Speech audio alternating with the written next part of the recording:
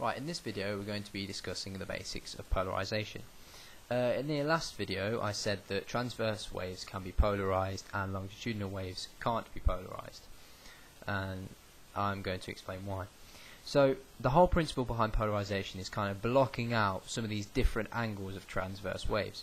So like I've got, imagine yourself passing a piece of string through a fence with its slits like that.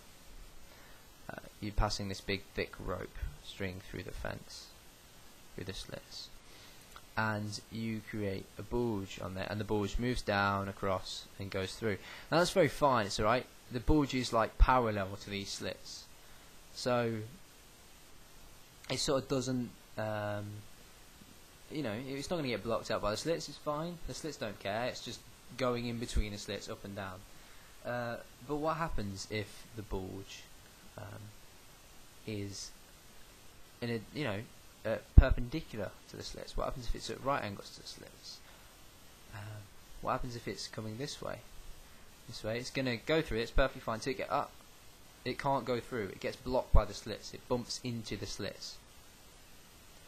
So, and it blocks it out.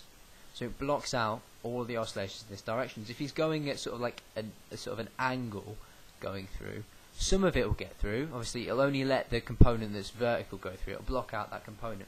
And I don't want to get too complicated at the moment, but that is pretty much all it is. Polarization is about blocking out these different sort of components of the wave that when you're passing it through this polarizing material.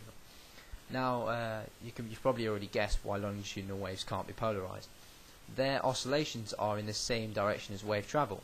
So, like if we use the example of this diagram again, because it doesn't matter if the string's just being shunted along, these slits aren't going to do anything to it. You can't. If you want to try and block out these oscillations of the particle, you have to stop the wave travel, and that would defeat the whole object. So that's pretty much the basics of polarization.